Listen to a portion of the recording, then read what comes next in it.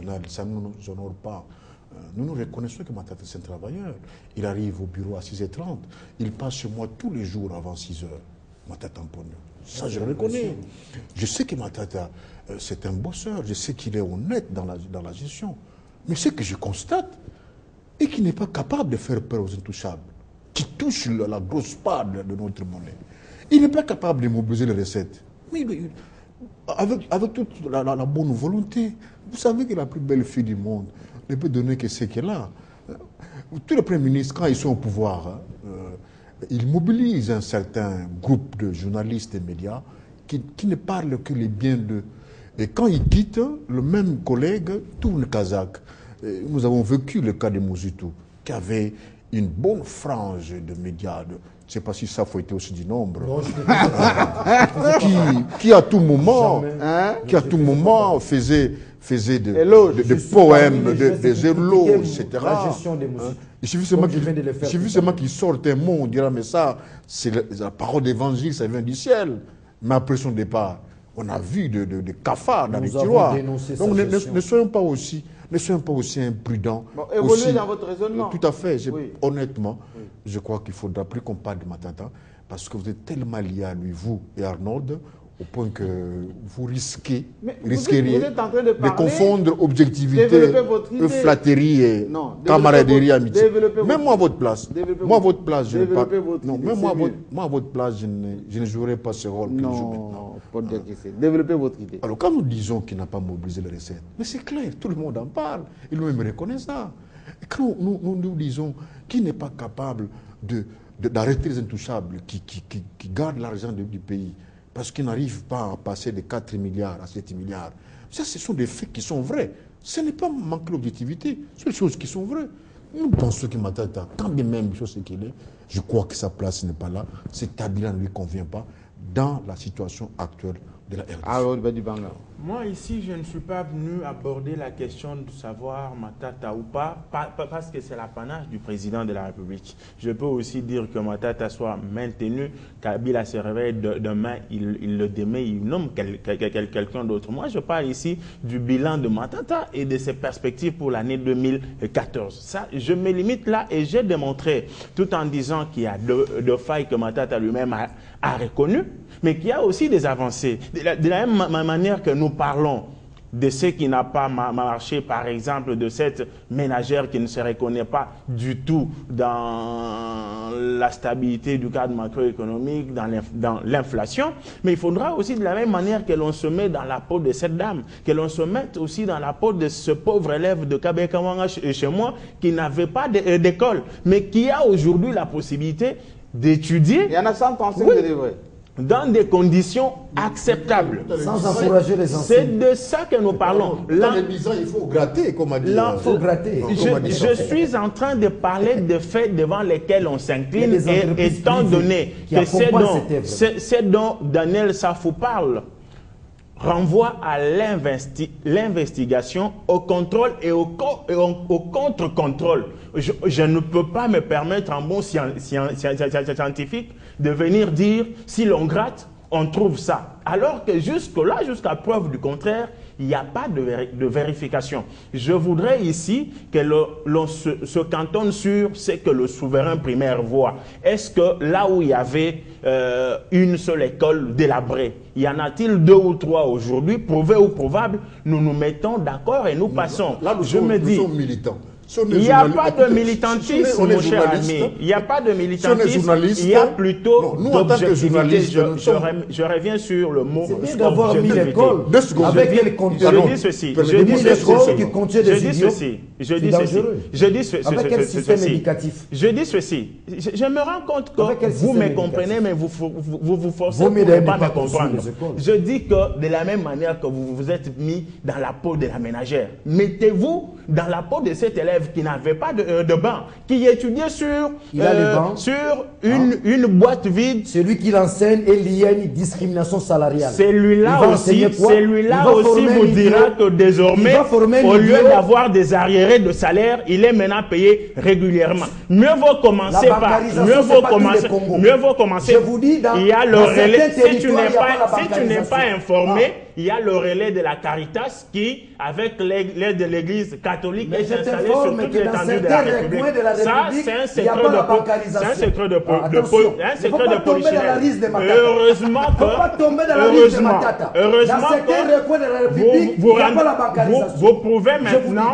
prouvez maintenant que vous voyez que c'est qui est mauvais.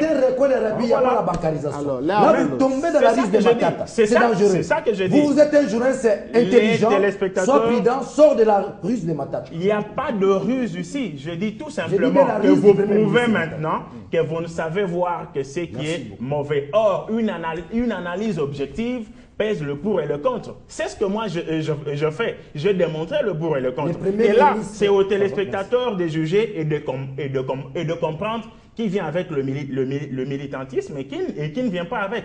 On avait compris. Est-ce qu'on peut gagner du temps? Est-ce qu'on peut gagner du temps? Oui. On a un deuxième sujet, il faut terminer vite. Oui, absolument. Jean-Marie, le débat est intéressant. Très intéressant. J'aimerais citer l'ancien Premier ministre Mouzito, qui nous a dit une fois lors d'une conférence, je crois à Fatima, que le peuple congolais, en tant que peuple, n'a pas investi. Ça, c'est une interpellation. Depuis que les Belges étaient là. Depuis 60, le peuple congolais, en tant que peuple, nous n'avons pas investi dans nos richesses. J'ai entendu tout à l'heure mon ami Daniel dire qu'il y a moyen, des hydrocarbures, vous l'économiste, qu'est-ce que vous voulez répondre? Nous avons un vrai problème. Nous ne produisons pas. Nous ne produisons pas. On peut formuler ce reproche au Premier ministre. Le Premier ministre, s'il vous plaît, Daniel, on ne produit pas. Nous devons consacrer suffisamment de ressources dans les investissements en vue de produire. Je pense que ces reproches, on peut le formuler à bon escient et judicieusement au Premier ministre plutôt que de s'attarder sur les épiphénomènes. Le budget, puisqu'on en a parlé, 30 milliards, il ne faut pas rêver. Il faut vraiment pas rêver. Notre pays, dans nos conditions actuelles, Daniel, ça pense que c'est utopique. Réalisable. Non, c'est utopique de penser. C'est pour penser que. Et là, le Premier ministre est rattrapé.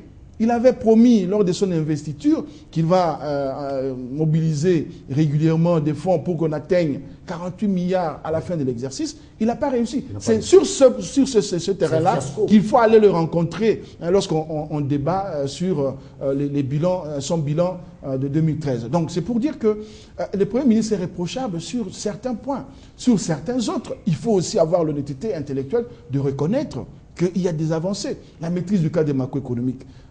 Sur papier, lorsqu'on donne des indicateurs à tout économiste, même celui du premier graduat, il se rendra compte qu'en RDC, on maîtrise les cadres macroéconomiques. Est-ce que dans des proportions qu'on nous dit? Peut-être pas, mais la maîtrise, elle est là, elle est réelle. Merci bien. Alors, si vous permettez bien, on va changer de sujet pour parler un peu de la diplomatie et du Rwanda, surtout parce que les experts des Nations Unies, qui ont enquêté encore une fois sur la situation au Rwanda et en Ouganda, accessoirement, ils se sont rendus compte que, nonobstant l'accord cadre d'Addis Abeba, nonobstant toutes les réunions de la SADC, toutes les réunions de la CIRGL, auxquelles participent d'ailleurs les Rwandais et les Ougandais, eh bien, ils foulent tout ceci au pied et continuent à recruter, continuent à recruter même des enfants, à intervenir au Congo. Et le Rwanda a fait des pieds et des mains pour bloquer la publication de ce rapport. On a vu d'ailleurs son ambassadeur s'exhiber, pour ce mot qu'on puisse dire, au Conseil de sécurité pour menacer. Et malgré tout cela, le rapport a été publié quand même et que les États-Unis se sont énervés encore une fois. D'abord par rapport à l'assassinat de l'ancien responsable des services, mais aussi par rapport à ces enfants qu'on recrute. On a vu l'envoyé d'Obama à Kinshasa, reçu par Matata, dire si les NADEF Nalu continuent à s'attaquer aux enfants, si les M23 osent revenir, ils auront la faute des États-Unis. Est-ce que cette publication, rien que la publication pour diagnostiquer de ce rapport, ne démontre pas que le Rwanda hier, c'est plus le Rwanda d'aujourd'hui et que les réseaux des soutiens au Rwanda sont un tout petit peu minés maintenant et que ça ne marche plus comme avant? Nous devons en profiter d'ailleurs, parce que nous qui sommes relativement des vents en guerre, nous qui sommes pour... Oui, on a dit que vous étiez belliciste. L'option militaire. Oui, l'option militaire. Vous étiez à la base de l'offensive à l'Est. Nous pensons que nous devons faire peur au Rwanda et il faut un jour qu'on voit nos chars non loin de Kigali. Oh, à ce point? Mais pourquoi pas? Parce que c'est seulement à ce point-là que nous allons nous faire. Mais là, vous respecter. êtes expansionniste, monsieur. Non, je suis congolais. Deuxièmement, Jean-Marie, par rapport à ces rapports, quand je dis qu'on doit en profiter maintenant, le Rwanda est politiquement très affaibli, de l'intérieur comme de l'extérieur. Oui, mais alors? Les rumeurs sur la mort de Kagame... Pourquoi vous avez dansé? Moi, je n'ai pas dansé. Les Congolais. Oui. Ces rumeurs, si on a vu ces rumeurs, c'est qu'il n'y a pas de fumée sans feu. Actuellement, Kagame est très affaibli. Et c'est maintenant qu'on doit profiter, nous les Congolais, pour nous imposer politiquement par rapport au Rwanda. Parce que si les États-Unis... En quoi faisant? Les responsables vous suivent, oui, ils disent, Paul Diakès, il dit ça, mais qu'est-ce qu'on doit faire concrètement? Si certains lobbies américains lâchent Kagame aujourd'hui, c'est que Kagame perd un appui considérable. Il ne faut pas vous cacher la face. C'est le Rwanda qui soutient l'M23. Oui. C'est l'Ouganda qui soutient l'M23. Ou les ADF Nalu. Ces deux pays-là ne sont jamais des amis des Congolais parce qu'ils ont des intérêts à l'est de la République par lobby anglo-saxon interposé. Oui. Donc c'est à nous de nous affirmer maintenant. Dommage que des militaires dignes comme Mamadou doivent mourir. Si on en avait 4 ou 5, on ne serait pas loin. Donc vous voulez des Mamadou qui entrent en Kigali sans d'abord stabiliser au Congo? Mais lorsque nous sommes capables d'aller vers Kigali, c'est que nous sommes stable de ce côté ici. Donc, je pense que... Bon, est-ce que... Je pense que c'est maintenant. Non, oui, comme je dis, nous devons... Le Congo doit profiter de cette situation. J'aimerais bien vous poser cette question.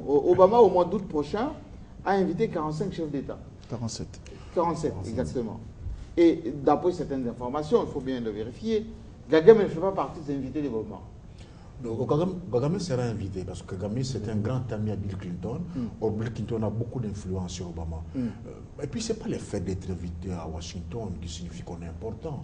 De toutes les façons, si Obama a besoin d'un président et il le considère, il va le recevoir en tête à tête. Oui. Mais quand on vous reçoit en groupe, ça ne ressemble à rien. Ça c'est comme si c'est moquer des présidents africains.